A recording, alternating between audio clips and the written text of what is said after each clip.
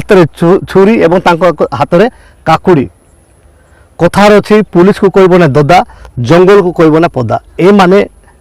ମାନେ ଯିଏ ଯଦି ଭଲରେ ବଞ୍ଚୁଛି ସେ ତାକୁ ବଞ୍ଚିବା ପାଇଁ ସୁଯୋଗ ଦିଅନ୍ତି ନାହିଁ, ତା ପଛରେ ସବୁବେଳେ ଲାଗିଥାନ୍ତି।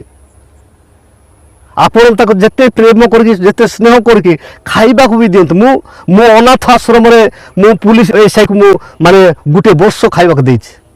ସୁବର୍ଣ୍ଣଗିରି ଯେଉଁଟା ଅନାଥ ଆଶ୍ରମ କରିଥିଲି ସେଇଟା ହୋଟେଲର ସୁବିଧା ନାହିଁ ବୋଲିକି ସେ ଏସ୍ଆଇ କହିଲେ ଯେ ପାତ୍ର ବାବୁ କହିଲେ ମୁଁ ଆପଣଙ୍କ ହଷ୍ଟେଲରେ ମୁଁ ଖାଇବି। ମୁଁ କହିଲି ଠିକ୍ ଅଛି ଖାଆନ୍ତୁ।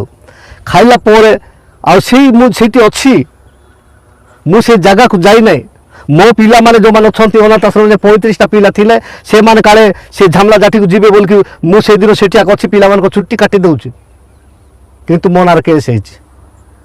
ସେଇଟା ହେଉଛି କ'ଣ ହାଟପଦା ବିଷୟ। ଯେ ସଲମନ ବଡ଼ମାଝୀ ସେତେବେଳେ ସମିତି ସଭ୍ୟ ଥିଲେ, ସେ କହୁଥିଲେ ବାଣ୍ଡିଗୁଡ଼ା ଯିବା ରାସ୍ତାରେ ସେଇଟା ହାଟପଦା କରିବା। ଆଉ ଯିଏକି ଆମର ମାମୁଁ ଯେ ବ୍ରହ୍ମେଶ୍ୱର ମୁଣ୍ଡା ମାଝୀ ସେ ଥିଲେ ସରପଞ୍ଚ, ସେ ବର୍ତ୍ତମାନ ଯେଉଁଟା ହାଟ ହେଉଛି ସେଇଟା କରିବା ହାଟପଦା ବୋଲିକି ସେମାନେ ଦୁଇ ଜଣଙ୍କ ଭିତରେ ପାଟିତୁଣ୍ଡ ହେଲେ। ପାଟିତୁଣ୍ଡ ହେଲା ଭିତରେ ମୋ ନାଁଟା ରହିଛି 3 ନମ୍ବରରେ ଅଯଥାରେ। ମାନେ ମୁଁ ଯାଇନାହିଁ। ସେତେବେଳେ ମୁଁ ପାତ୍ର ବାବୁ କହିଲି ସାର୍ ମୁଁ ଯାଇନାହିଁ, ଦେଖନ୍ତୁ ପିଲାମାନେ ପାଖରେ ଅଛି, ମୋ ନାଁରେ 3 ନମ୍ବର ଅଛି ବୋଲି କହୁଛନ୍ତି, ଆପଣ ସେଇଟା କାଟନ୍ତୁ ନହେଲେ ଅସୁବିଧା ହେବ। ସେ କାଟିଲେ, ମୁଁ ସେ ଜାଗା ଯାଇନାହିଁ। এই প্রকার ভাবে যেতবে সুবর্ণগিরি মেডিকাল যেটাকি 2000 মশায় মেডিকাল ডক্টর ঢুকাইলে, কিন্তু মো স্ত্রী কুটিগুড়া অঙ্গনবাড়ি কাম করে, সেপাই সমস্ত কুটিগুড়া দেখি আসবে মানে সুবর্ণগিরি মেডিকাল কু।